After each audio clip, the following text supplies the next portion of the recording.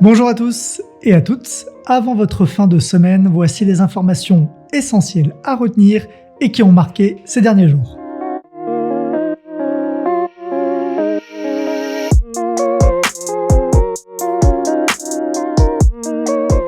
Le ministre de l'Éducation et de l'Apprentissage de la petite enfance, Wayne Ewasco, a annoncé augmenter le financement des écoles de la maternelle à la 12e année de 100 millions de dollars pour l'année scolaire 2023-2024, ce qui représente une augmentation de 6,1% du financement de fonctionnement.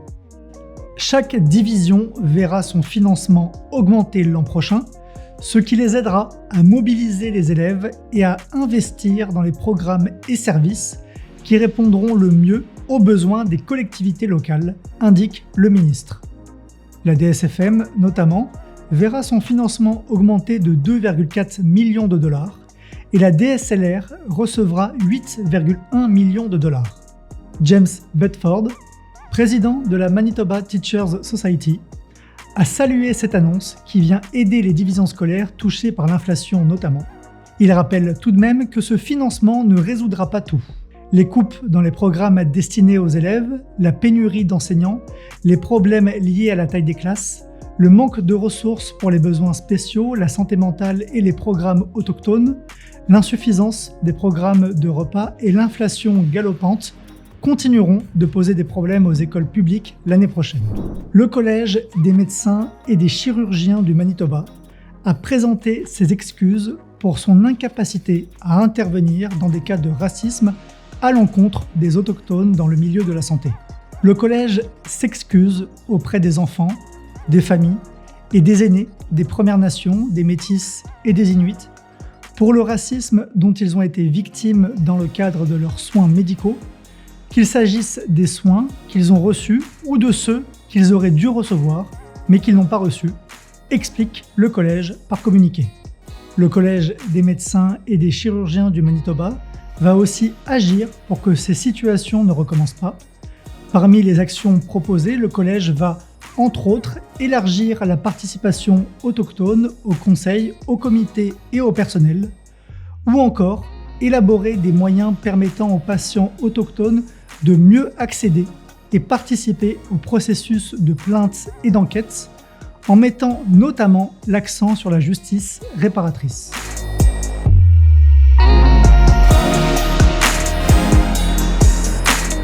En tout début de semaine, on apprenait que la Colombie-Britannique allait décriminaliser les drogues illicites. C'est un projet pilote en vigueur dès cette semaine et approuvé par Santé Canada.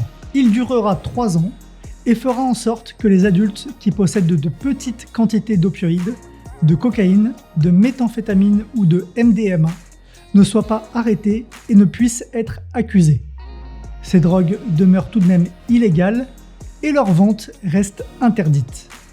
Ce projet est une première dans le pays, alors que la Colombie-Britannique subit une grave crise liée aux opiacés. En effet, la province a recensé plus de 10 000 décès par surdose depuis qu'elle a déclaré l'état d'urgence sanitaire en 2016. Cela représente 6 personnes par jour. La Colombie-Britannique espère réduire ainsi la stigmatisation entourant la consommation de drogue dure en la décriminalisant. Les députés ont adopté mercredi une motion visant à accueillir 10 000 réfugiés ouïghours. Cette motion, déposée à l'initiative des libéraux, a été adoptée à l'unanimité. Ce qui vient d'arriver est historique. Et c'est un signal clair que nous n'acceptons pas les violations des droits humains contre les Ouïghours, a déclaré Samir Zouberi, le député à l'initiative de la motion lors d'un point de presse. On estime qu'au Canada, la communauté ouïghour compte environ 3000 personnes.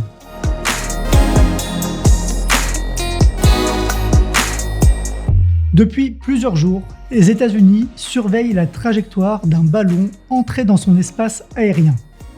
Ce ballon est suspecté d'être utilisé par la Chine à des fins de surveillance. Le régime chinois a admis que ce ballon venait bien de Pékin. Il s'agit d'un aéronef civil utilisé à des fins de recherche principalement météorologiques. La Chine regrette que le ballon se soit égaré aux États-Unis en raison d'un cas de force majeure, a reconnu un porte-parole du ministère chinois des Affaires étrangères dans un communiqué.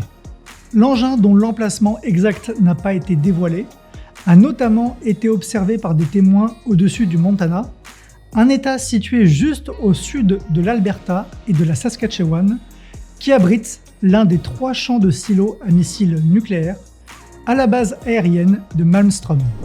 Enfin, l'Union européenne soutient l'adhésion de l'Ukraine lors d'un sommet à Kiev. L'Ukraine est officiellement candidate à l'adhésion depuis juin 2022, un processus long que l'Ukraine espère accélérer. Le président Volodymyr Zelensky a estimé jeudi que son pays méritait de commencer dès cette année les pourparlers sur son entrée dans l'Union européenne. Voilà, vous savez maintenant toutes les informations essentielles avant votre fin de semaine. Merci et à la semaine prochaine.